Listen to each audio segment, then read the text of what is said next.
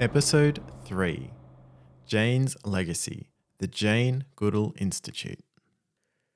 Dr. Jane Goodall went into the forest of Gombe in 1960 to undertake research studying the remarkable lives of chimpanzees. When she discovered that the survival of their species was threatened by habitat destruction and illegal trafficking, Jane developed a breakthrough approach to species conservation that improves the lives of people, animals, and the environment. In 1977, Jane founded the Jane Goodall Institute to ensure that her vision and life's work continued to mobilise the collective power of individual action to save the natural world. Today, the Jane Goodall Institute has offices in 27 countries, including the Australian office founded in 2007. Throughout the Burundi to Gombe podcast series, we will hear from many of the people that are connected to these JGIA offices and the important work that they do. On this episode of the Burundi to Gombe podcast, we will hear from James Forbes, CEO of Jane Goodall Institute Australia, and learn about the work that JGIA is doing in Australia and Africa. We pick up on James' story as he explains how he first got involved with the Jane Goodall Institute Australia. I was approached by a friend of mine to tell me that the Institute was looking for an interim CEO. And I had a meeting with the chair, Simon Duffy, and he then invited me for an interview to the board, and I got the position shortly thereafter. The position, which was started off as an interim one, has spun into a permanent position as the incumbent chose not to return. So I've been here now 5 years and making waves. Taking the helm of an organisation that bears the name of such a recognisable and prominent global individual must have felt like an enormous challenge, an insurmountable task. Well, it was my first step into the CEO role. So I'd held senior positions in fundraising and marketing for various charities over the years, working for organisations like WWF and the Nature Conservation Trust of New South Wales, to name a couple. And it's always a challenge to take on something like that, and you don't know necessarily what to expect, but it's been a great ride. I've really enjoyed it, and 5 years in, I'm still here. So I'm either doing something right or people are enjoying what I'm doing. So yeah, got to be pleased with that.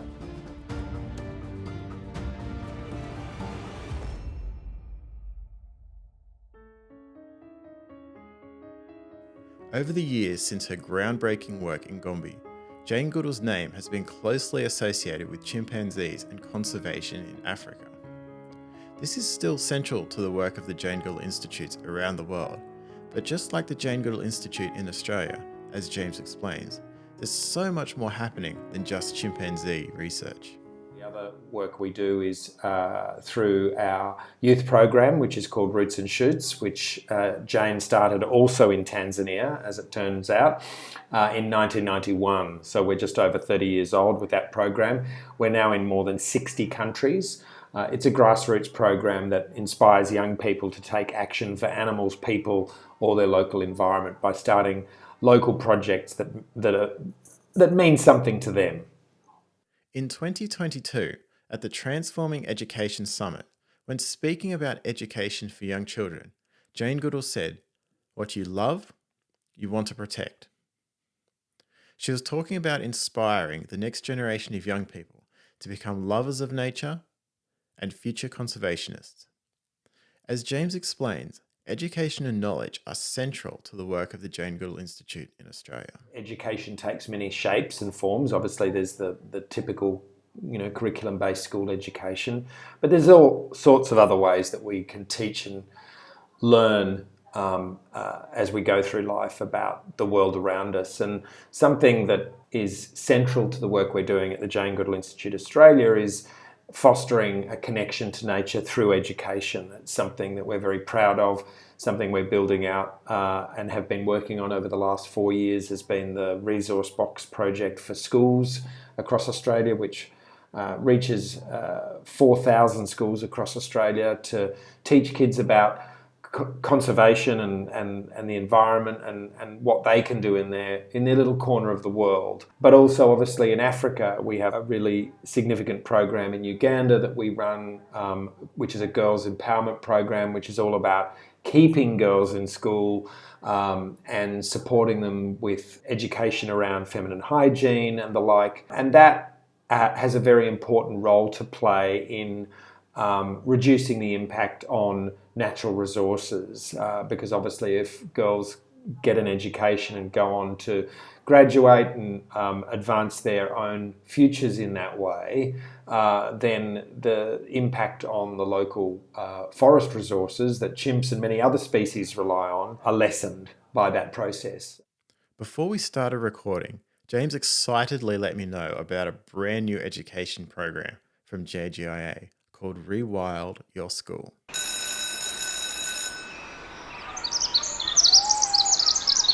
We've now launched this year a new program called Rewild Your School.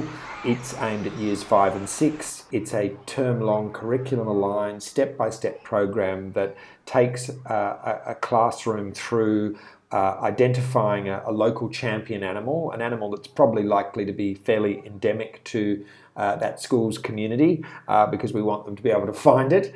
What the idea of this is to give kids a deep understanding of a specific animal, and then they go through an analysis of that animal's life cycle and its habitat needs.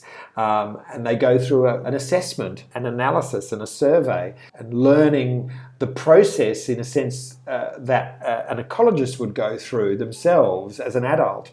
But this is a program aimed at a 10-year-old. And then at the end of it, they do a planting on the school grounds where they bring in the species they need to support or sustain that species, and then they monitor that from there on in. And that can be a program that then gets monitored each year by the successive years that go through. The wonderful thing about that program is that once they've done that, they're then equipped to apply that same learning to any other species that they want to go and study off their own bat if they choose.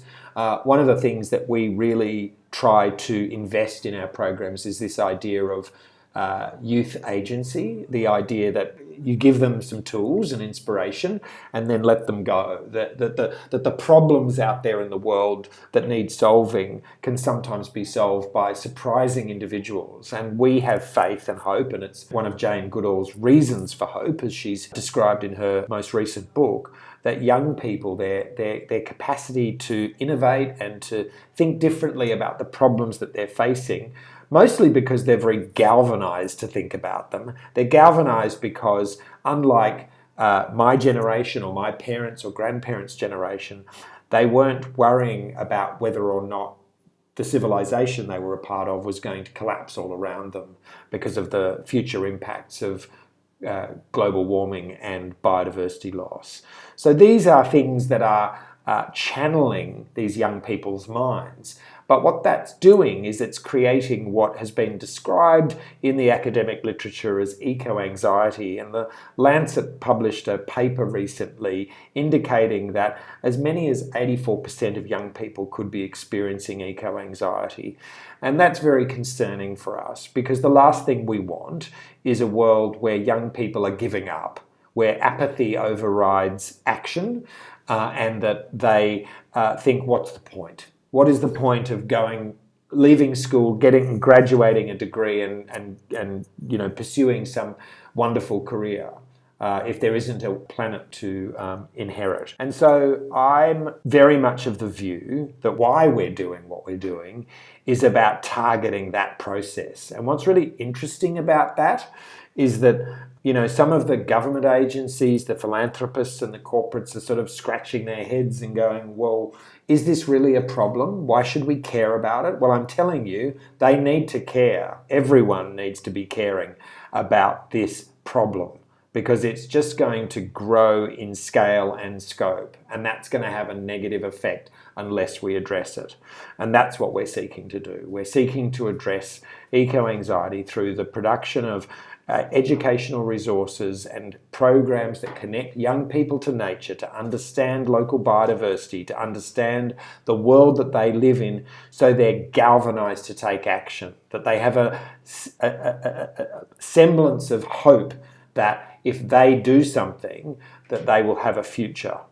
And so, to my mind, this is one of the most critical questions that we need to be grappling with. And I'm not sure that people are taking this little specific part of the problem seriously enough. I was eager for James to explain more about this challenge and where he thought the root of the problem lies. The reality of the world we find ourselves in today, we can blame capitalism, we can blame colonialism. There are many things that I guess we could blame. In my view, I take a more deep time look at this. Since humans developed agriculture, we've been reshaping this planet and reshaping it in a way that has led us to this point. And that control of our environment, or attempt to control our environment, we can go back in time and look at past civilizations, how they've risen and fallen because they've become overly complex, but they've tested the limits of our connection and relationship to nature. And that, I think, is at the heart of this. So, we can wrap ourselves in knots talking about who to blame. I just don't think that that's a very productive path. I think the more productive path is to accept that the human relationship with the natural world has become disconnected. And if we wish to retain a sense of a structured civilization that we've come to accept as normal, then we need to understand that disconnection, and we need to understand it from a range of perspectives. If we grasp that, then we may have a hope in holding together a society and civilization that enables the highest aspirations of human endeavour in the most positive ways that we can think about. Jane Goodall repeats time and time again, how can a species with this explosive intellect be destroying its only home? It doesn't make sense. And so if we want to solve the problem, yes, by all means, we can point fingers, but I'm a great believer in action and focusing on what needs to be done going forward. And I think what I do in my role is try and fight tooth and nail for the next generation to bring to life that action that needs to be done. And so that's what drives me. I have a really strong philosophical view that the only way we're going to dig ourselves out of this is to take action and focus on what needs to happen, not what has happened. During our conversation, James started to talk about how conservation and poverty are interlinked. James explained how in order to reduce poverty, there needs to be attention given to conservation. And in order for conservation to work, poverty also needs to be given attention. Jane herself talks about the importance of addressing poverty. If we're not addressing poverty and disadvantage, we're not going to address biodiversity loss and climate change. As we know, that climate change has been largely created by the global north, and yet it's largely the global south that are paying the price for it, and where a lot of the impacts are felt with those communities that can least afford to mitigate those impacts. And so we want to make sure that whether we're operating in Africa or in Australia, we're thinking about programs that are looking to that future. Here in Australia, we're focused on thinking about how nature-based education advances the physical and mental health of young people. We know that children in these days are highly urbanised, particularly in Australia, and their connection to nature and green space is highly reduced to where it was, say, 30 or 40 years ago. And so we want to reverse that trend and focus on how we can build in a focus on connecting to nature, and that's part of a child's education. And when we think about education, we're also not just thinking about it in academic terms. One of the things that's very important to us is listening to First Nations people and thinking about different knowledge systems, different epistemologies that function, and how we can bring those different ways of knowing the world, ways of being in the world, into what we do and how that underpins our focus. And that's a philosophy and a principle that the Jane Goodall Institute has adhered to and is very important to Jane. Recognising the significant role that First Nations people across the world have in conservation, James explained how JGIA is engaging with Australian First Nations people to help improve conservation outcomes. It's central to Jane's philosophy, it's central to JGI's philosophy, but how that plays out in Australia. So we have a partnership with the Australian Indigenous Mentoring Experience, which was set up to create mentoring opportunities for young Indigenous people to access networks that they just didn't have access to.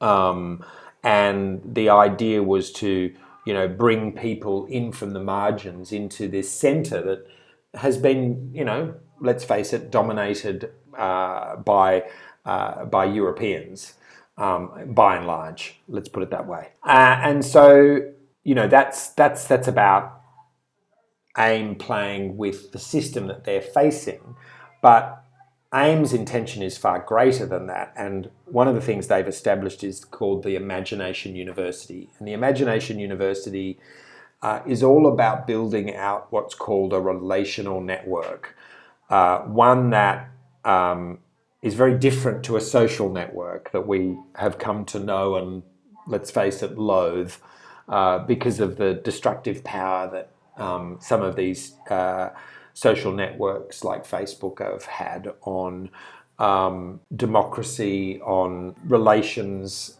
in societies and families.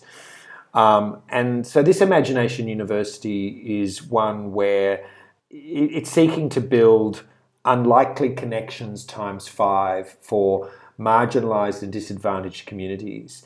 But in doing this, it's also bringing in Indigenous knowledge systems that think about things very differently to the way in which, let's call it Western culture, has thought about and considered our relationship with nature.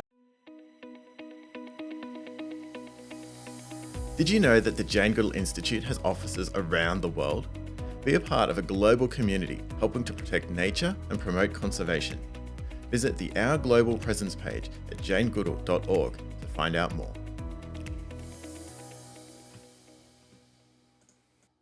James went on to discuss the different knowledge systems between First Nations people and non-First Nations people, particularly in the Australian setting, and how these are related to conservation outcomes. And I think that this speaks to the very heart of some of the problems we've got about the way in which we approach nature and biodiversity and the way we label it is the knowledge system we're carrying. And for all its strengths as a very sort of systematic process of labeling species and knowing what they all are and being able to readily identify them, I think it misses some really important points in this, and that is, what's our connection to this species? How am I a subjective part of this species' existence, not just its observer? And I think the most powerful idea they bring to light is objectivity is a farce, because even if you're observing that species, be it a plant or an animal, you're in relationship with it. If it's a plant, it's giving off oxygen that you're breathing. If it's an animal, you're traversing its landscape. Anyone walking around many urban streets in spring will enjoy the swooping effect of a magpie. That's interaction right there, if I can put it that way. But I guess the point, it's that relationship. It's about how Indigenous people think about animals, plants, the landscape, the sky, the stars, and that they're just a part of it. And I think if we absorb those ideas into our ways of being, then we'll transform our relationship to nature, and we will be able to deal with the climate and biodiversity crisis. But that requires a whole of planet approach to listening to First Nations people.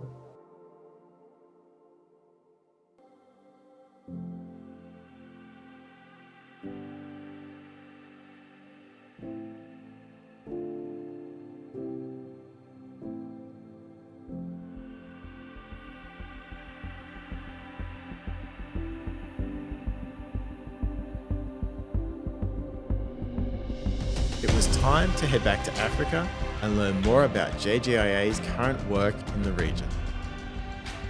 So the Institute in Australia has been around since 2007. It started as a very modest outfit with Polly Cevallos as its founding CEO in 2007.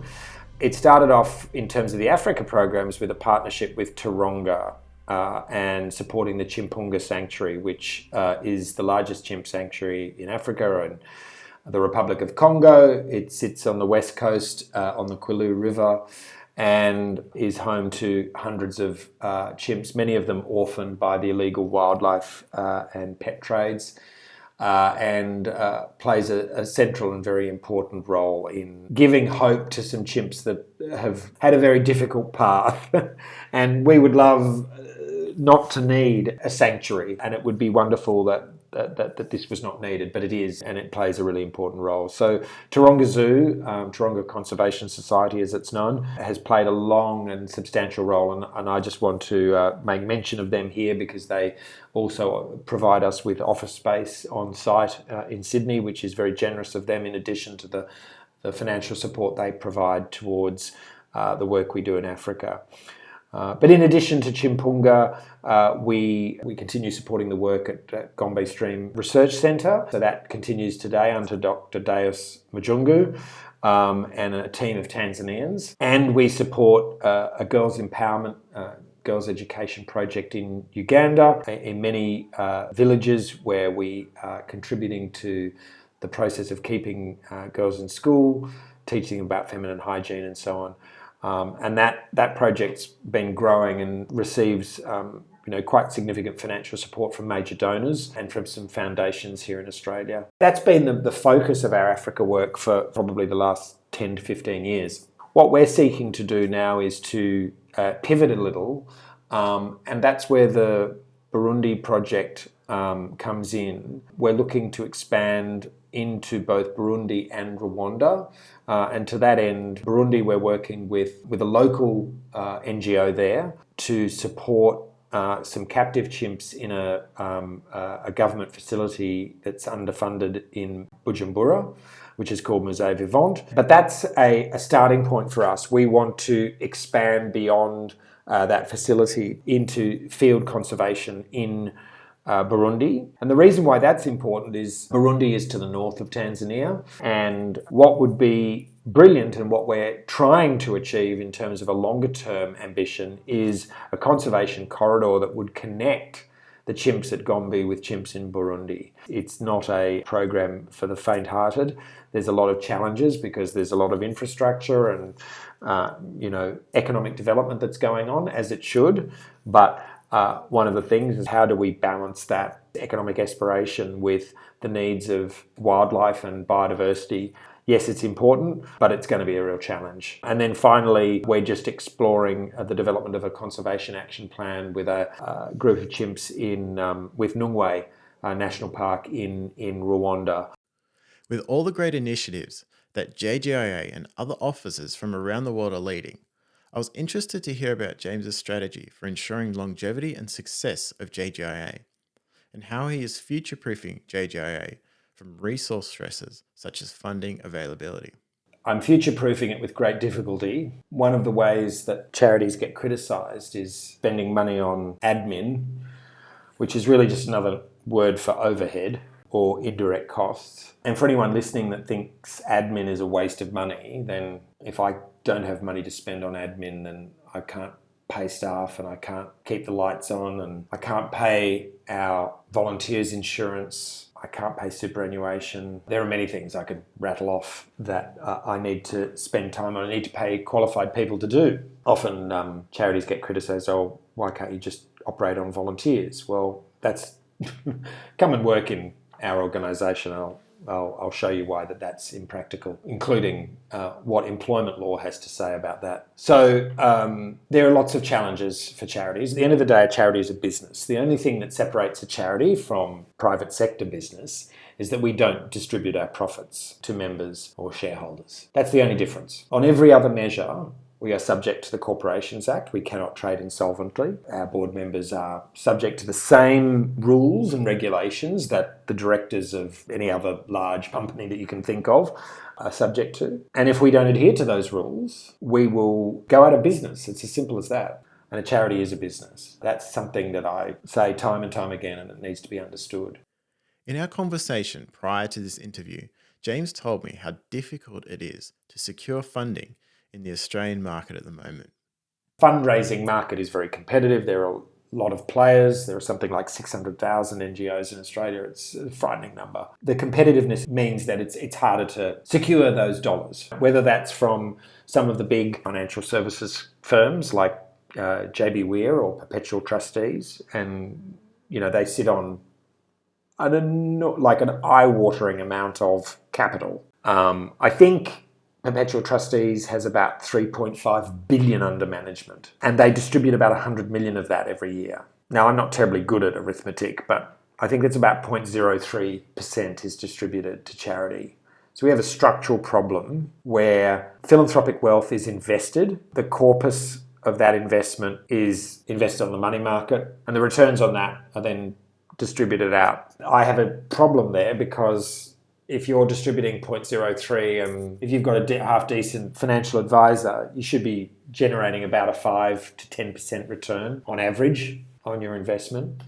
There's an awful lot of money going not to the charity sector. So there's one way we need to be thinking about challenging the orthodoxy of the financial system that keeps social impact organisations small and not able to solve the problems they were set up to solve. So that's just one part of a multifaceted pie. I'm not going to change that overnight, and that's not going to solve our financial problems in a hurry. So one of the ways that we're seeking to do that is we've built, as I mentioned earlier, a program called Rewild Your School, which is an extraordinary piece of work, intellectual property, and I encourage listeners to go to our website. If you just Google Rewild Your School, Jane Goodall, you'll find the link to the page. And it's a comprehensive program that we're going to be selling into schools. We piloted the program through 13 schools during the pandemic, and it's a revenue exercise for us. But obviously we've created a really profound and important program, but we need to generate revenue if we want to keep this process going.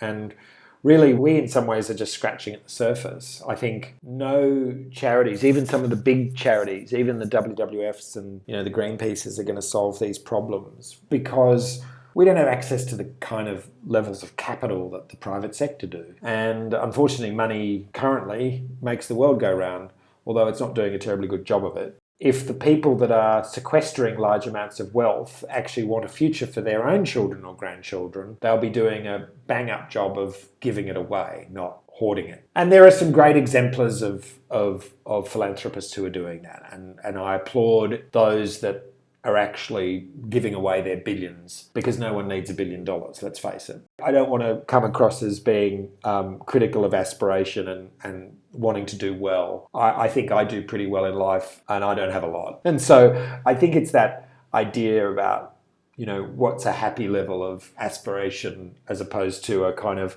narcissistic, highly exploitative level of aspiration. And that comes back to a psychology and a mindset. But I think it's important to still be able to have aspiration and to enable people to aspire to do great things. But how can that investment actually build out opportunities for not just other humans, but wildlife and the planet as a whole? As we approached the end of what was a vibrant discussion of many topics across different genres, it was time for one last final thought. I always think about that lovely quote from the Fellowship of the Ring when Gandalf turns to Frodo and says, all we have to do is to decide what to do with the time that we have. And that's what Jane talks about. She talks about this idea about every day we wake up, we have to decide what impact we're going to have. And in a sense, it's the same quote. It's, do we want to create a world where everyone benefits, or do we want to create a world where only some benefit?